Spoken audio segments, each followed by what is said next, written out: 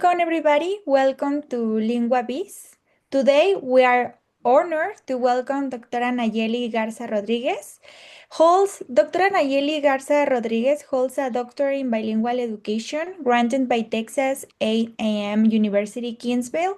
In 2014, she was awarded the Best Master Thesis Award by Universidad Autónoma de Nuevo León. Currently, she works as a full-time teacher and academic coordinator in the bachelor's degree in applied linguistics for teaching and translation of English at the Universidad Autónoma de Nuevo León. Additionally, she has been a speaker at national and international conventions, as well as an author and reviewer of journals about English teaching and educational research.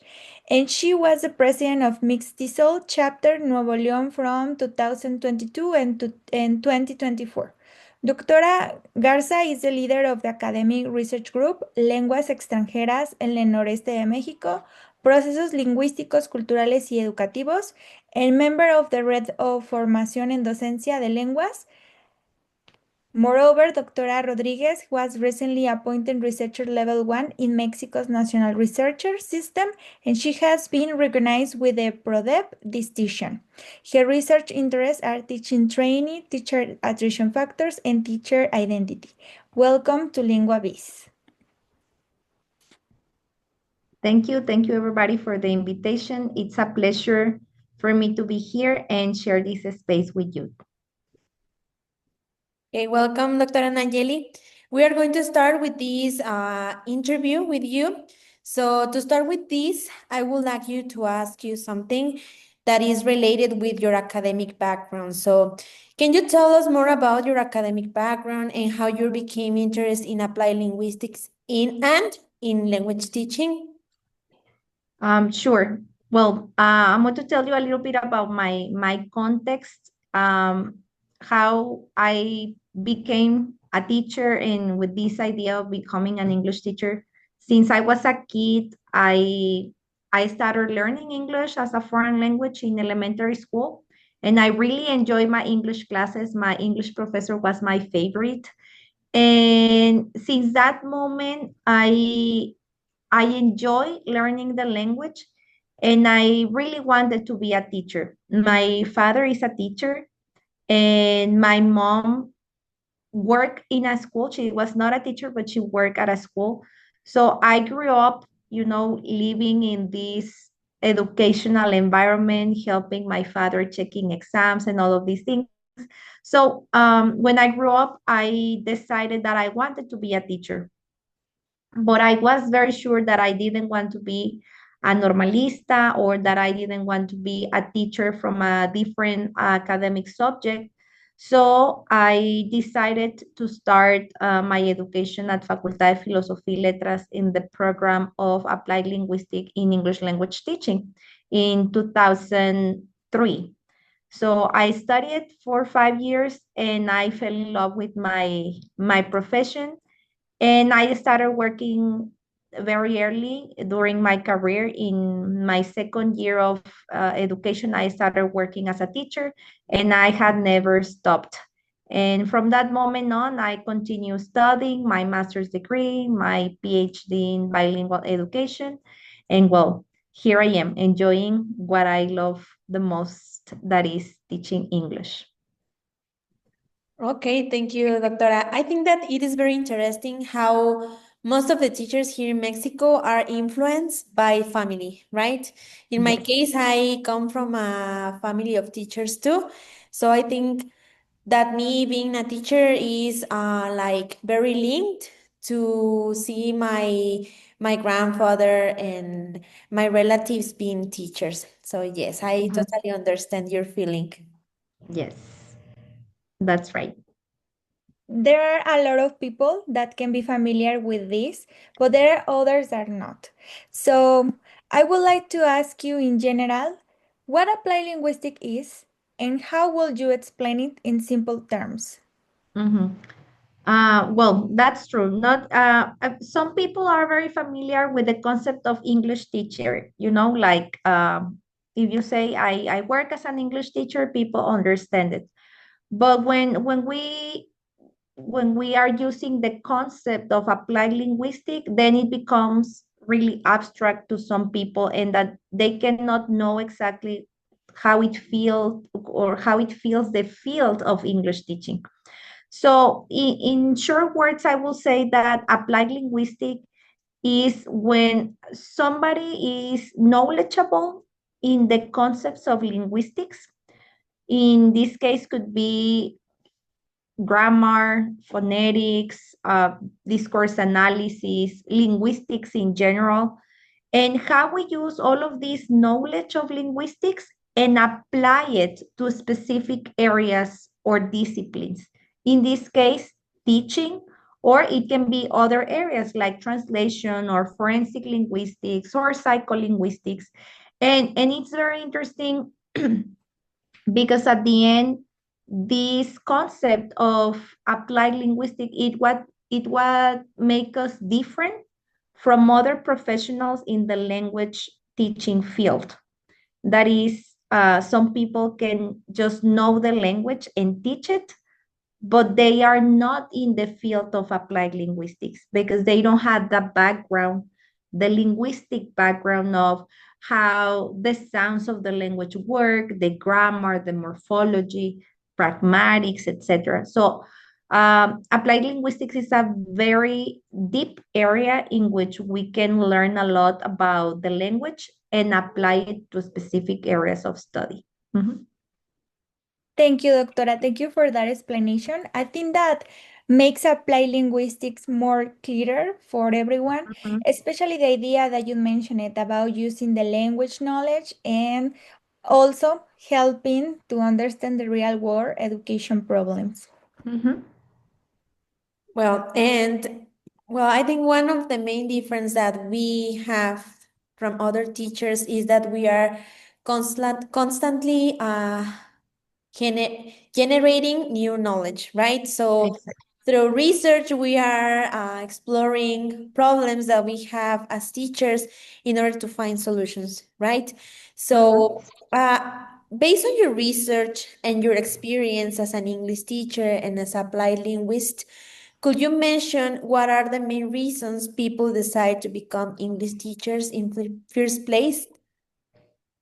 Yes, well, in fact, I conducted one of my doctoral dissertation. It's has to do with factors or aspects that affect pre-service teachers' decisions to become an English teacher or their main motivation.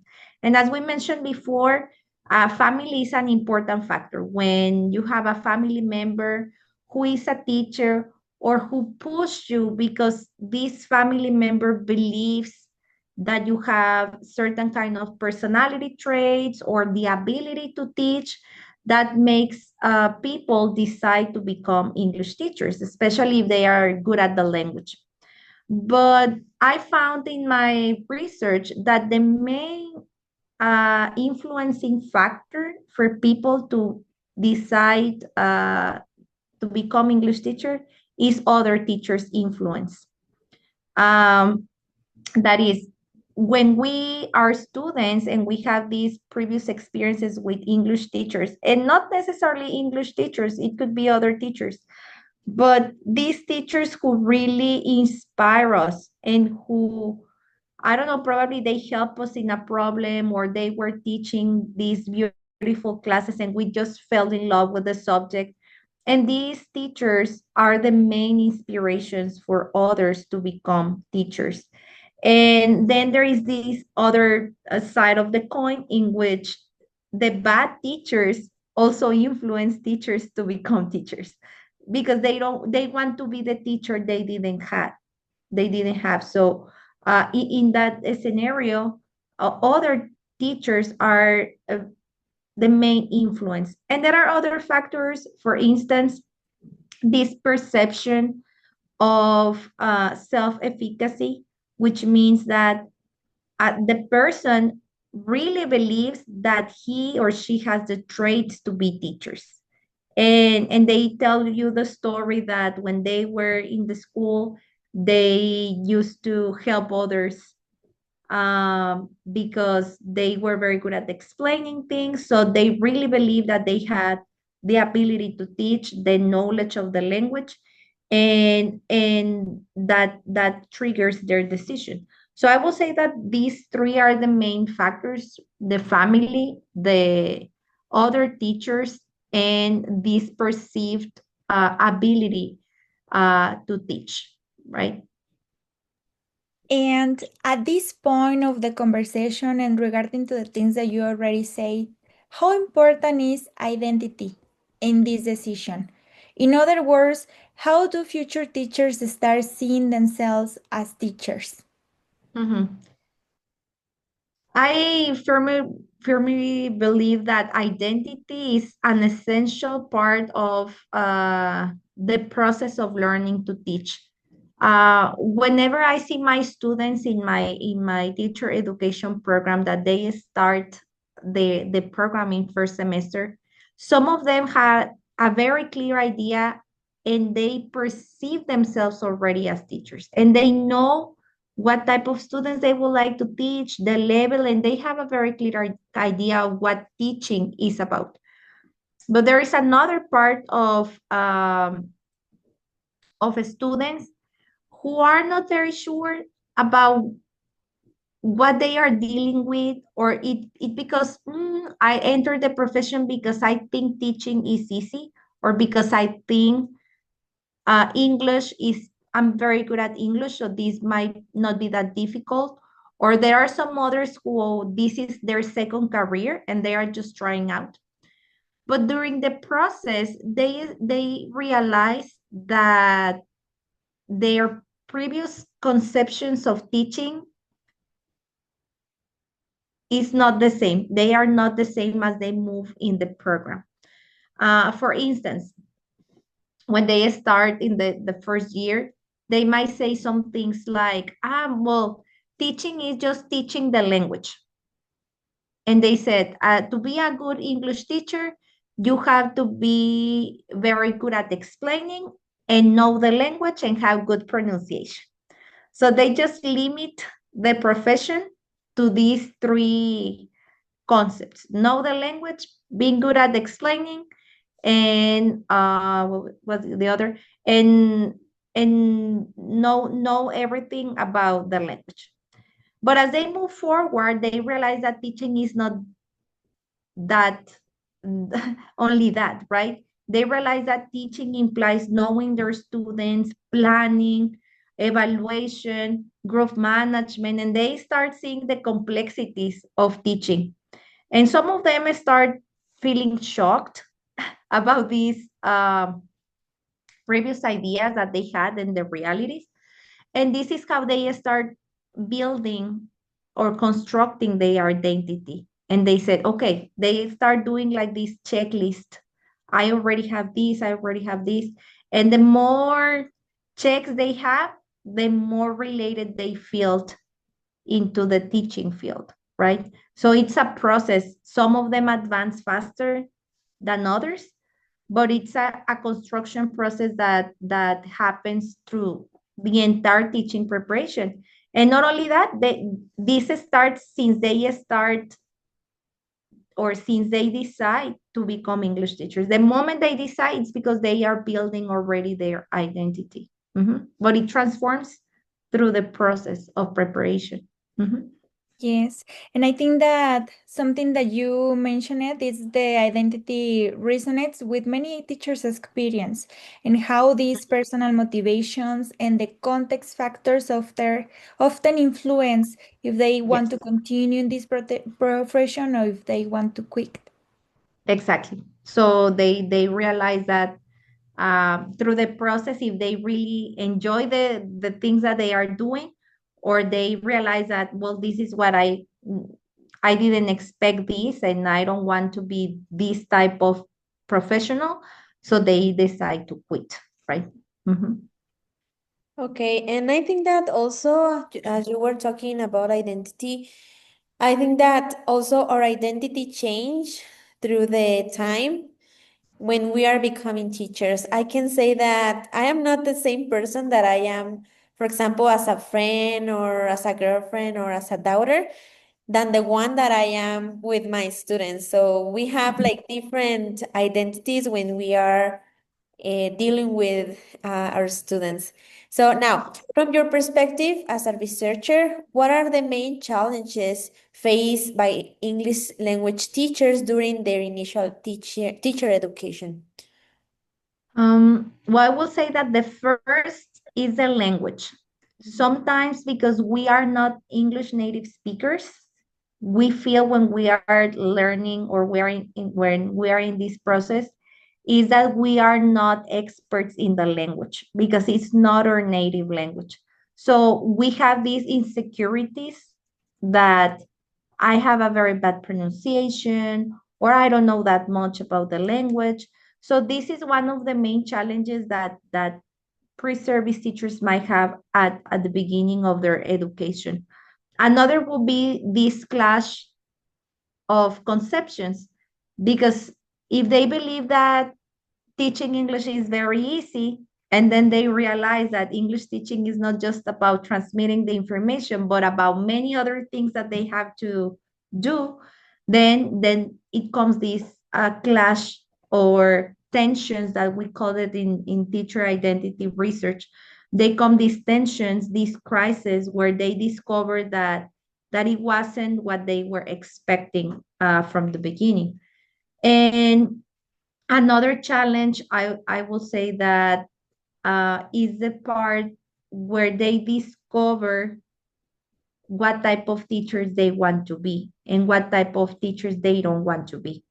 So it is this process of learning who they are as a person, but learning who they are as professional, and building these identities that you were mentioning, Brisa, my identity as a person in different contexts, but also what schools or institutions and societies expect from teachers. Sometimes this is something that we do not discuss that much, but the fact that there are many expectations about teachers, and we might feel afraid of feeding those expectations, or if we are able to feed those expectations.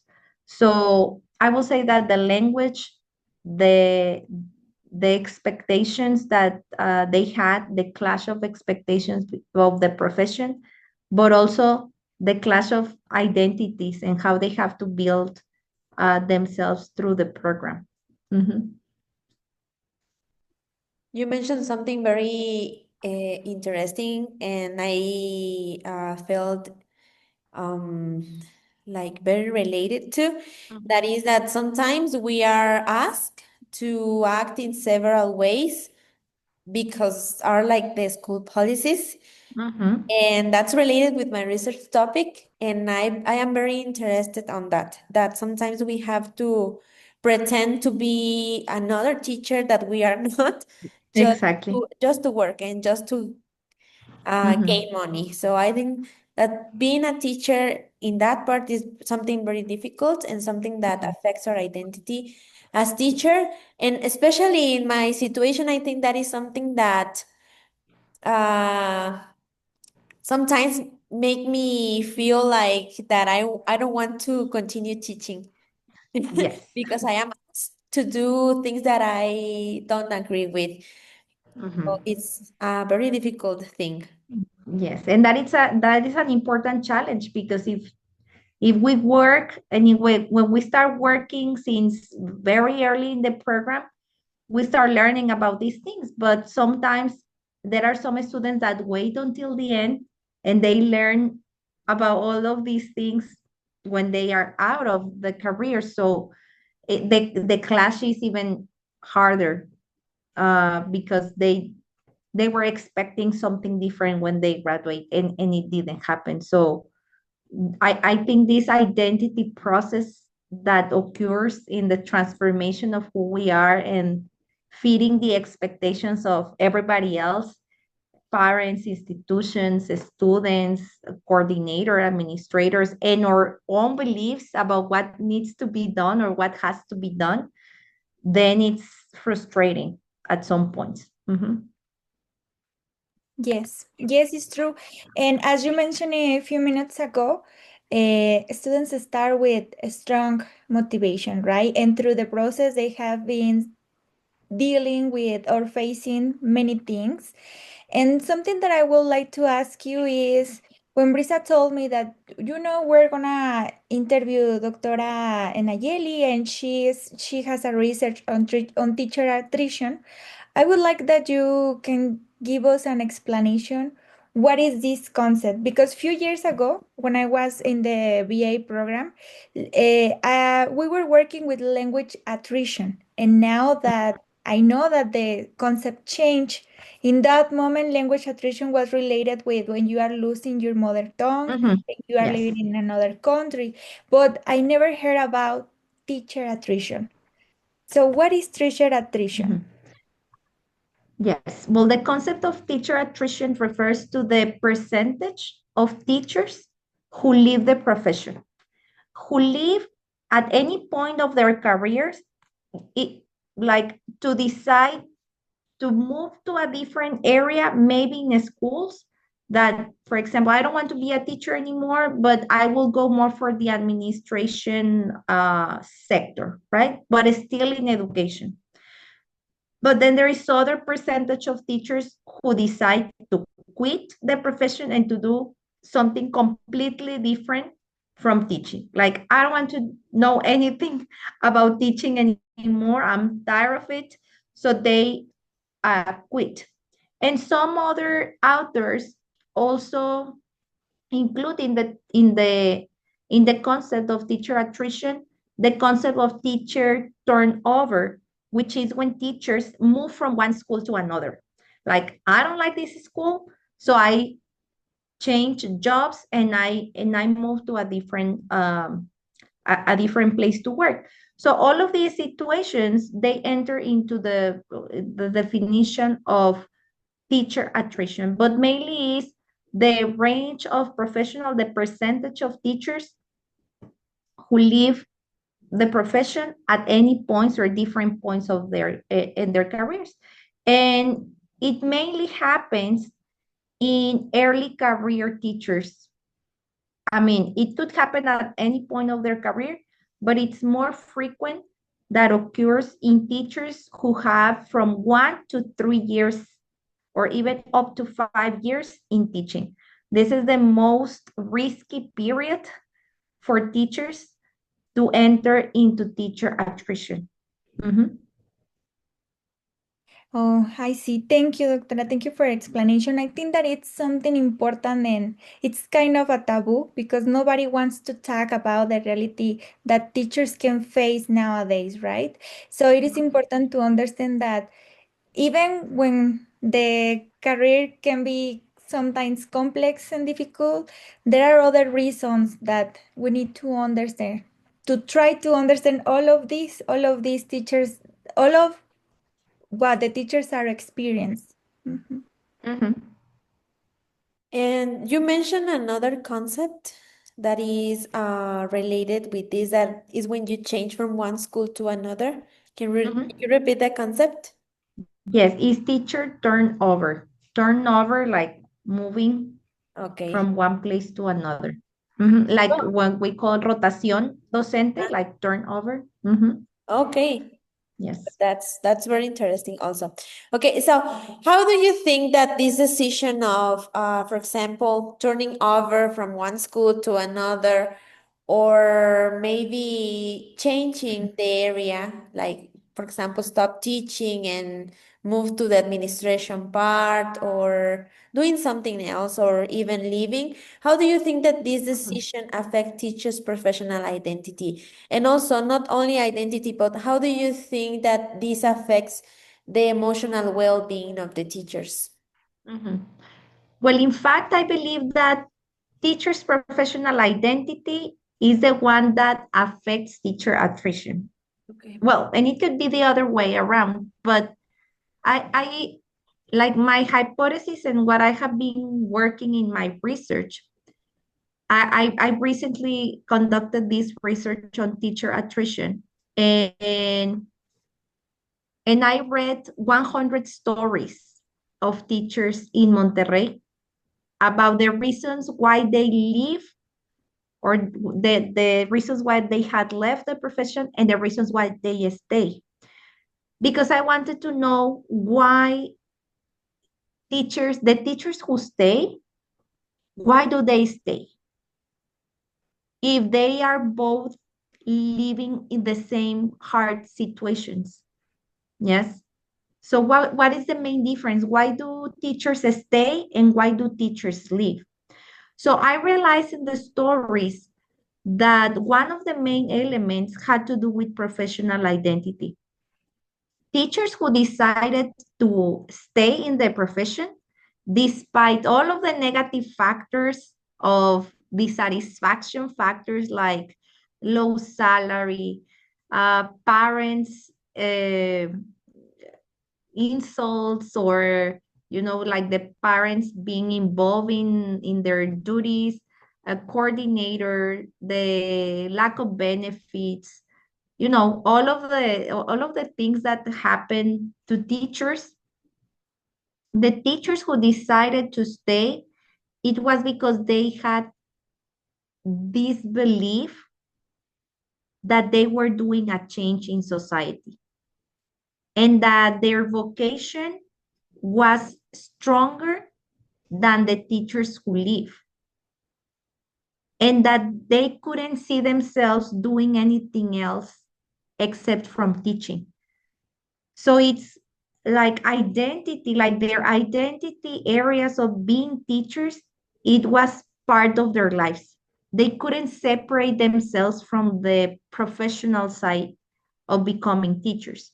So it was very interesting to read because all of them expressed the dissatisfaction of the profession at some points. But they said, well, teaching has these negative sides, but it's part of teaching. I knew that they were part of my profession.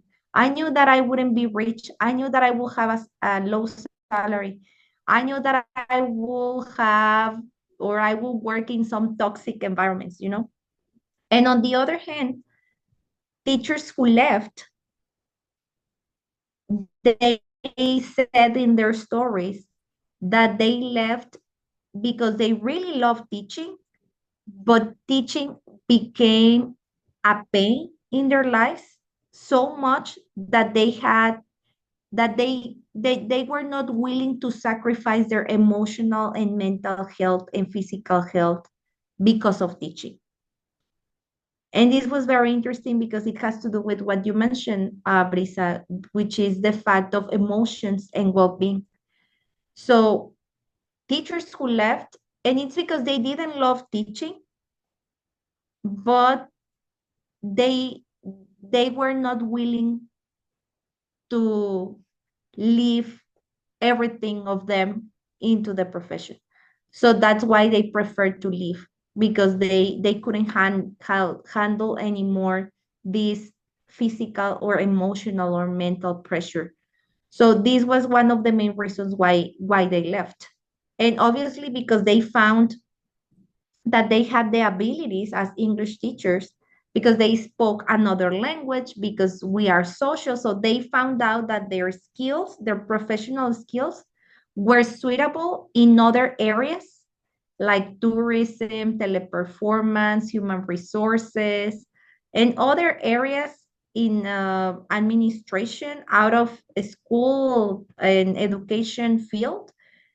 And they were really happy, and they said, now I'm happier than ever. I have time for my family, I have enough money, I have vacations, and that's why they left. So it's very interesting to see like these two poles, I will say, the stayers and the leavers. But I think that it's because of their professional identity. Teachers who stay, it's because their teacher identity is intrinsic. It's part of who they are, and they cannot separate themselves from the profession. Okay, thank you, Dr. Nayeli. Thanks for sharing. Now, I would like to understand how all of these important concepts Um, and related with applied linguistics. So how does applied linguistics help us to understand these decisions to stay or to live in the teaching profession? Mhm. Well, I will say that this area of applied linguistics in the field of teacher education or teacher professional development, which is also an area of applied linguistics, how these reflective practices that I believe that they are very important in teacher education processes. Because when we open the spaces for pre-service teachers or even in-service teachers to discuss all of their problems, to like having this therapy, like when they feel that they are supported, when they feel that they are heard, teachers value the profession and they start seeing like I my voice counts, what I say, my feeling counts. And when we use all of these areas of reflective teaching or these areas of professional development for teachers to feel that they are learning more, that they want to improve their own teaching, it's what will make the difference between people who stay and leave. Because I believe that when we generate these spaces for reflection, discussion, uh, just talking about our problems in our field, it's very likely that we feel better and that our emotions become more positive. But if we are just insert in a toxic environment where we don't feel valued, then everything changes. So I think that the most important thing is that we follow these principles or these areas of applied linguistics in terms of professional development, reflective practices, and areas in which teachers can be heard and valued. And that's the only way in which we can retain teachers, because then there is this also this other concept of teacher retention. How can we retain teachers? Because they are leaving, so how do we retain them? And the only way to retain teacher is to make them feel valuable, because that's the only thing teachers want. In fact, teachers do not complain. I was like, yes, they complain a lot about the salary, but they know that it's part of the job. So they don't want to be rich, they don't want to earn more money, they want to feel valued. So I think that that's the main problem that I see nowadays, that schools and institutions and governments hadn't understand the value of teachers and have not given them the role and the place teachers need to have. And if that doesn't change, I think that teachers will continue living, because there's no other way in which they will stay. Mhm. Yes, yes, I agree with you, doctor. I think that listening to other teachers can help you to reflect about your teaching practice, and not only on that part, because Brisa and I we have a class with Doctora Alejandra about discourse analysis, and she like 2 classes ago she told us that we are here, but we are not alone. We need to also socialize, even if it Exactly. is a MAA program, and even if you are here to learn more and to study, yes, but also don't forget that you are teachers and you are not alone and you need to socialize to each other because we are a group of 2 people. So we need to talk a lot. Yeah. Yes. And I think that that part of talking, discussing, reflecting, and it's part of the therapy too. So it also helps. It also helps because we realize I by people, teaching is a lonely profession. And you might feel very alone sometimes And if you don't have somebody to take out your feelings, your ideas, it could be very lonely. So that's why it is important that we socialize, that we discuss, and that we share with others what we are living, and realizing that they are living that too. When you talk to others and say, yes, I'm experiencing the same, so you will say that, well, I'm not alone in this. I have another friend who is suffering the same things as I am doing. Yes, that happened to me when I went to Monterrey and I saw your students. I was surprised that they were facing the same situations as me, but Mhm. like from another perspective, but they are in the same situation. Well, now you were talking about the importance of sharing with other teachers. And now I would like you to share with us what will you consider that is like the importance of doing the type of research that you are doing in order to listen to other teachers' stories, in order to know how teachers are feeling, how teachers are experiencing being, in this case, English teachers, but not only English teachers, even just like teachers. So, what will be like the importance of doing the type of research that you are doing? Yes, I will say that in reality, the policies and institutions and in general in the institution or in the educational policies in Mexico, uh, I think that they just go and take decisions based on data from other countries, from books, from other research that is not contextualized to what we teachers live here in Mexico. And sometimes those decisions are not taken on the voices from teachers. And I believe that we need to hear what teachers and students, depending. So if I'm a teacher, I have to listen to my students' voices because those are the ones that I need to listen. But unfortunately, education and education standards, it's focused on the students. We live in a surrounded by policies, educational policies that are student-centered. And I'm not saying that that's not okay, but sometimes we should be doing research on teacher-centered policies. What do my teachers need? How do my teachers feel? Because if I don't turn my eyes into teachers, soon we won't have teachers. And this is something that nobody is discussing. We take it for granted, you know, we take it for granted that everybody will be teachers or we will continue having the same amount of teachers.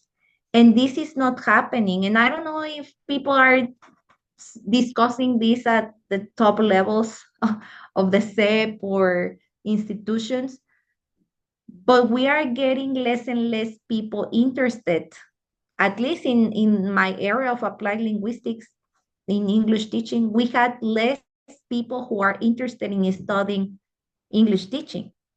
And in the normales, the teachers, candidates are reduced too.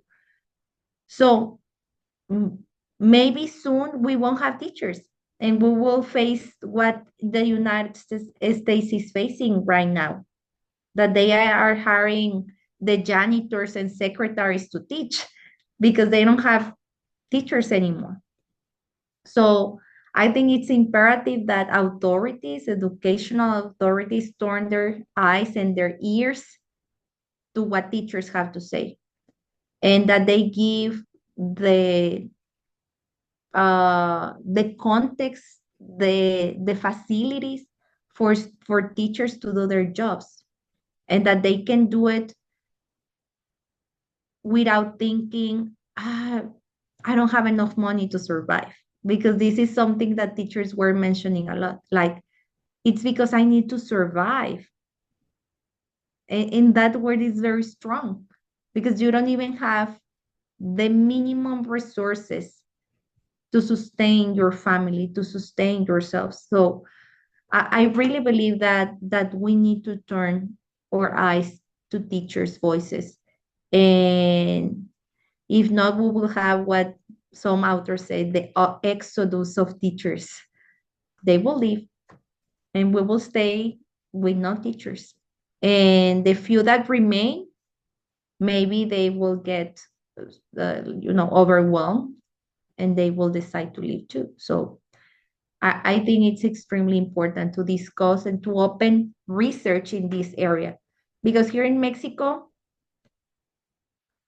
I didn't find any research related to teacher attrition. All of my research that I did was in the United States, in Europe, in some parts of Latin America, but not in Mexico. So it seems that in Mexico, there is still no research about teacher attrition.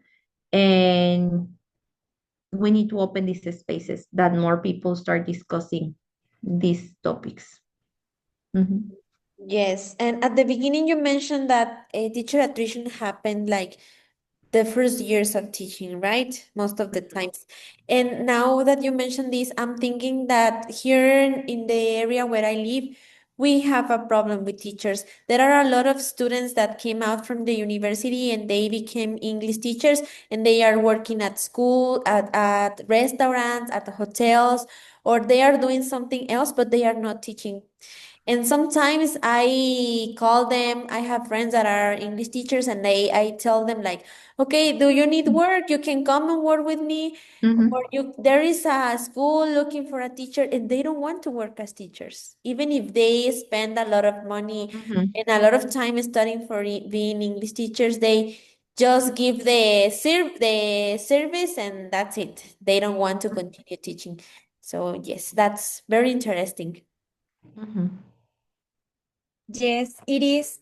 And regarding for all of the things that you already mentioned, what do you think are the changes that are needed at the institutional or policy level to prevent the teachers' abandonment?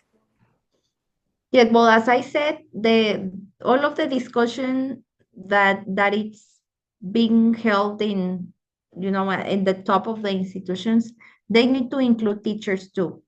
And again, I believe that has to do with that they value the job of the teachers, that they give better working conditions because the conditions, particularly for English teachers in Mexico, they are very hard. This PRONI program where teachers are not paid enough, they do not have stability, and the conditions are like really, really hard. And I think that this happens, Marlene, because we don't have a language policy, a language educational policy in Mexico, as in other countries, like in Latin America, for example, Colombia, they have a program for bilingualism and English teaching, but we don't have an English language policy in education. And and it seems that English is not important. And with the new reform, English is not even part of the curriculum in basic education. I mean, as the name, English. So they put it into the lenguajes area along with Spanish and arts. So we don't have a figure anymore of English in the basic education curriculum. So all of these things give the message that English is not important. And as a consequence, English teachers are not important for the government or for the institutions. It's very different to private schools because private schools offer bilingual services and they need English teachers. But again, they don't pay them enough, or they offer like very long hours with very few salary and very toxic environments where teachers are not valued at all. So changes need to be done. at institutions, they need to pay attention to what teachers need, because if not, things won't change. Mhm. Thank you. Thank you, Dr. Nayelly. When you were talking about all of this situation, I was thinking of myself when I was working in private institutions. And yes, it is true. It is true. Even though they needing you, the offer is not enough. Attractive. Yes. Yes, it's not attractive. So they need to create more attractive offers for teachers, because the fact, as Brisa was mentioning, you earn more money working in a restaurant. Or what one of the teachers say sometimes, like, if I sell elotes, I will earn more than being a teacher, or tostitos, or something like that. And it is true. Sometimes if you do something different, you will earn more money, you will be less stressed, because you don't have to arrive home and do planning and checking exams and all the extra work that the teachers do. You just arrive and watch Netflix all day long, right, at home. So I think that's the part, right? And I don't have to deal with stubborn parents and stubborn administrators. I just go do what I have to do, and that's it, right? As you are the coordinator of the BA in la Universidad Autónoma de Nuevo León, how would you think, or as a coordinator, how do you think that is the role that you have in creating or preparing English teachers for the future realities? That is a very, very good question. As I said, sometimes, this happens, and because there is a lot of research about how teacher education programs are designed. And probably this is something that you experience as students or pre-service teachers, in which teacher preparation programs seem to be more focused on theory, in making students or pre-service teachers acquire the knowledge, the skills that they need to teach, all of the knowledge of methodologies, planning, evaluation, and that you have a teaching practice, and that you just focus on those two things, right? So there is also a gap between theory and practice in teacher preparation programs or teacher education programs.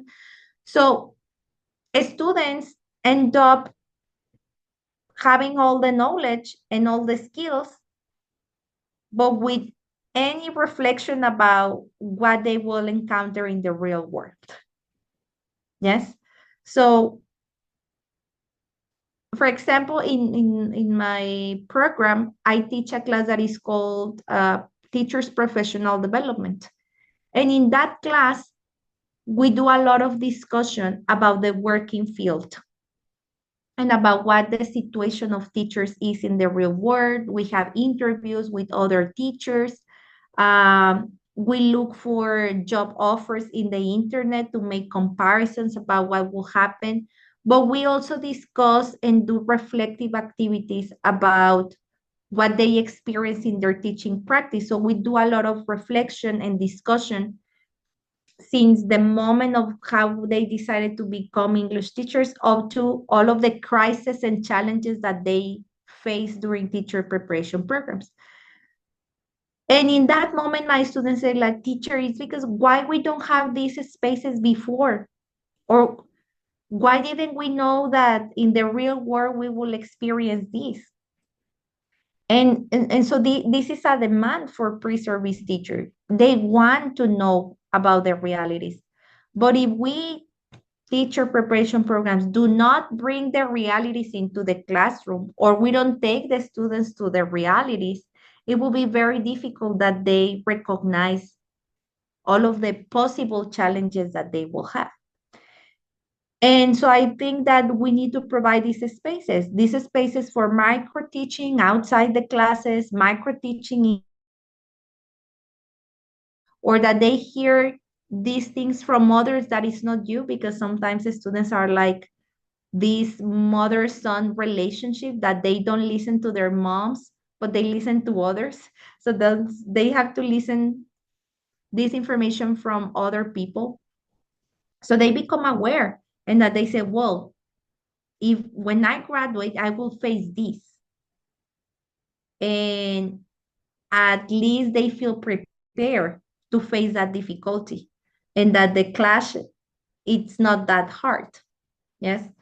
So I think that we as coordinators or teacher educators, we need to provide these spaces to integrate more the theory, the practice, the realities, and to open spaces for discussion and reflection. As we said, the same with teachers, the same with pre-service teachers, that they feel that they are not alone, that they are experiencing the same fear, the same crisis, the same challenges, and that we together we can get to a conclusion or to a solution to those problems.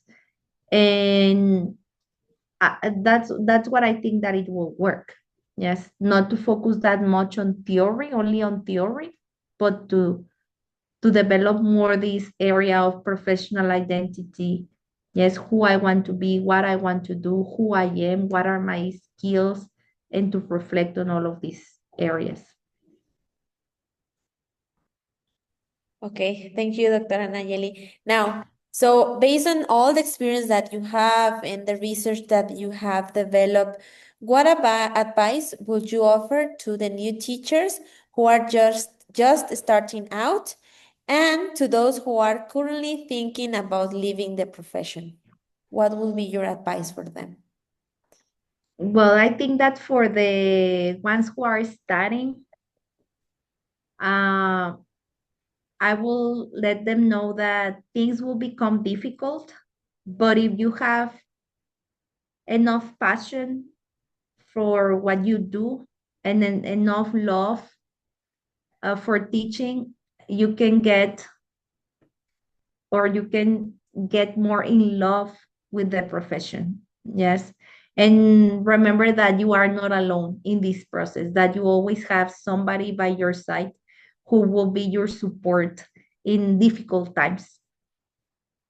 And for the ones who are thinking about leaving, I will recommend you to do some introspection and go back to the that first moment, that first motivation that motivated you to become a teacher. Because sometimes we forget when things get hard, when years pass, we forget that sparkle that that triggered or desire to become English teachers. So if you are thinking to quit, do some reflection, some introspection, and think what triggered you for the first time to become an English teacher. And if you need a moment, you can take a moment out, reflect, and then hopefully that memory of you deciding to become English teacher will come out and will make you come back to the profession.